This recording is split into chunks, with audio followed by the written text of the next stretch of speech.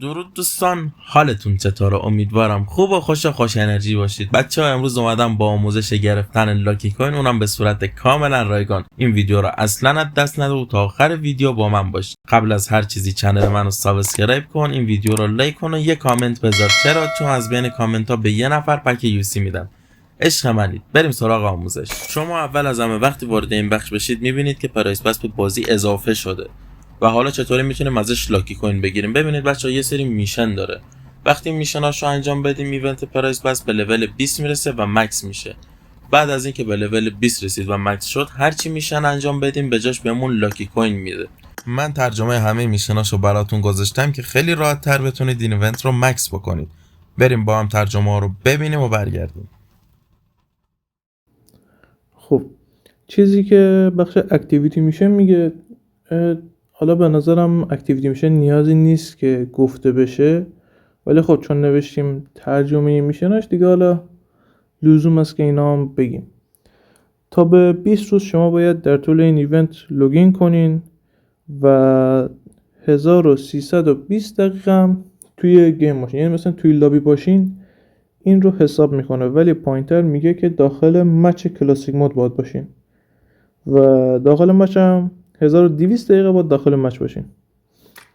چالش میشنم 15 تا لایک وقتی که بازی تمام میشه باید شما به دوستاتون بدین و 1000 تا هیل بکنین. همین که انمی دمیجیتون میکنه و شما میان هیل میکنین همینطوری حساب میشه. حالا نیازی نیست بین اینا زیاد مانو برین، در طول خود بازی کردن خودشون میرن. 15 تا مچ با دوستاتون پلی بدین داخل کلاسیک یا مترو رویال که اینم در طول کلا اکثرا با رفیقاشون میرن بازی دیگه.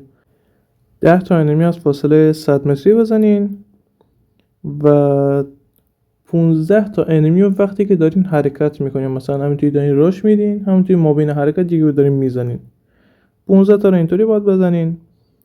15 تا پلیر هم کلن با هر وپن یا همون اسلحه‌ای که خواستین میتونین بزنین، هر چی که عشقتون کشید. 5 تا رو با ماشین زیر کنین، 6 تا رو با پن داخل کلاسیک یا مترو بزنید و 8000 متر هم با داسیا داخل کلاسیک باید حرکت کنید و پیک آف وکتور این 8 تا مچ هم با شما وکتور بردارین. اکسترا میشنم میگه که 5 تا انمی رو با کاناداش داخل کلاسیک یا مترو رویال بزنید.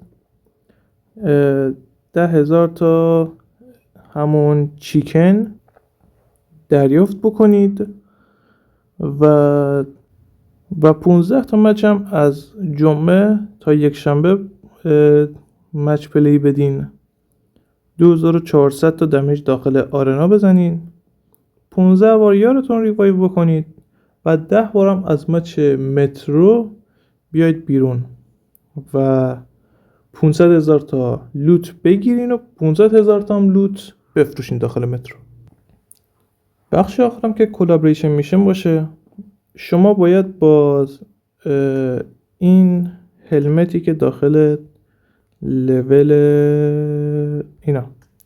11 داره باش چند تا مچ بزنید، وین بگیرید و همینطور همین ست با این ست هم باید مچ بزنید و وین. یعنی مثلا شماهایی اگه مثلا این پرایس رو نداشته باشین خود طبیعتا نمیتونین اینا رو ببرین، ولی اگه مثلا دوستتون حداقل ستشو داره میتونید مثلا بهش بگین که داخل مچ واسهتون بندازه تا شما بتونید استفادهش کنید.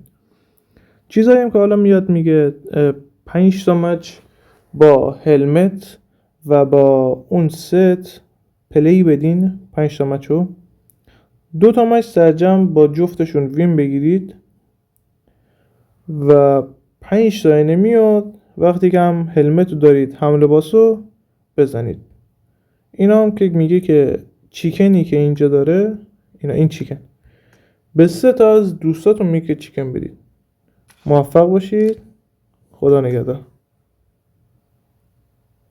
خب این بود ترجمه میشنا و ویدیوی امروز ما. امیدوارم که به کارتون اومده باشه و کلی لاکی کوین بگیرید. مرسی که تا اینجای ویدیو همراه ما بودید. عشق منید. لایک، کامنت، سابسکرایب یادتون نره. تا ویدیوی بعدی، خدا حافظ.